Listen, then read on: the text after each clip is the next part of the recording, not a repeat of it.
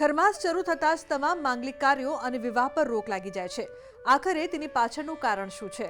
ખરમાસમાં ફક્ત લગ્ન કે સગાઈ જ નહીં પણ ગૃહપ્રવેશ, નામકરણ, મુંડન જેવા કોઈ પણ શુભ કાર્યો કરાતા નથી। ચાલો તમને તેની પાછળનું કારણ જણાવીએ। 15 ડિસેમ્બરથી ખરમાસ શરૂ થવા જઈ રહ્યો છે। ખરમાસ દરમિયાન વિવાહ સહિત તમામ માંગલિક કાર્ય સંપૂર્ણ રીતે બંધ થઈ જાય છે। જણાવી દઈએ કે જ્યારે સૂર્ય મીન કે ધનુ રાશિમાં પ્રવેશ કરે છે તો ખરમાસ લાગે છે।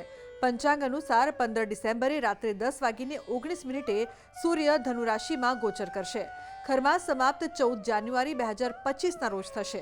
તો ચાલો હવે જાણીએ કે આખરે ખરમાસ દરમિયાન લગ્ન, વિવાહ અને અન્ય માંગલિક કાર્ય કેમ નથી કરવામાં આવતા। ખરમાસમાં શા કારણે વિવાહ અને અન્ય માંગલિક કાર્યો નથી થતા તેની પાછળના કારણની જો વાત કરીએ તો ખરમાસ શરૂ થતાં જ લગ્ન અને સગાઈ પર રોક લાગી જાય છે। આ સિવાય ખરમાસમાં ગૃહપ્રવેશ, નામકરણ, મુંડન અને અન્ય કોઈ પણ નવું કાર્ય આરંભ કરવામાં નથી આવતું। ખરમાસમાં શુભ અને માંગલિક કાર્ય ન કરવા પાછળનું કારણ એ છે કે સૂર્યનું તેજ ઓછું થઈ જાય છે। ખરેખર સૂર્યદેવને ધરતી પર જીવનદાતા માનવામાં આવે છે। સૂર્યદેવના તાપ વિના પૃથ્વી પર જીવન શક્ય નથી।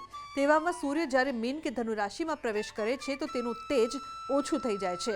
ધાર્મિક માન્યતાઓ અનુસાર કોઈ પણ શુભ અને માંગલિક કાર્ય માટે સૂર્યનું તેજ હોવું ખૂબ જ શુભ માનવામાં આવે છે। આ જ કારણે ખરમાસ દરમિયાન લગ્ન અને માંગલિક કાર્યો કરવામાં નથી આવતા।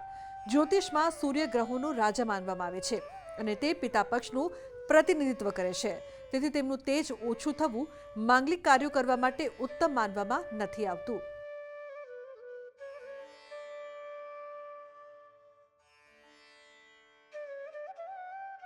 નમસ્કાર। ખરમાસમાં કોઈપણ માંગલિક કાર્ય અથવા વિવાહ કરવાની મનાઈ છે। એનું કારણ છે કે જ્યોતિષ શાસ્ત્રમાં સૂરજ ગ્રહોનું રાજા કહેવાય છે। જ્યારે સૂર્યદેવ મીન અથવા ધનુ રાશિમાં પ્રવેશ કરે છે ત્યારે ખરમાસનો પ્રારંભ થાય છે અને એ વખતે સૂર્યદેવનું તેજ ઓછું હોવાથી કોઈપણ માંગલિક કાર્ય કરવામાં આવતા નથી। કારણ કે કોઈપણ માંગલિક કાર્ય અને વિવાહ કરવા માટે સૂરજનું તેજ હોવું ખૂબ જ જરૂરી છે।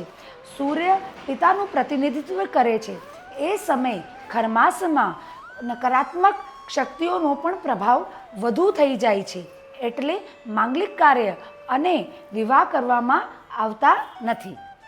તો આજના મારા આ અહેવાલમાં બસ આટલું। ફરી મળીશું એક નવી અને મહત્વપૂર્ણ જાણકારીની સાથે, પરંતુ આ વિડીયોને આપ ખાસ લાઈક કરજો અને વધુમાં વધુ શેર કરજો। નમસ્કાર।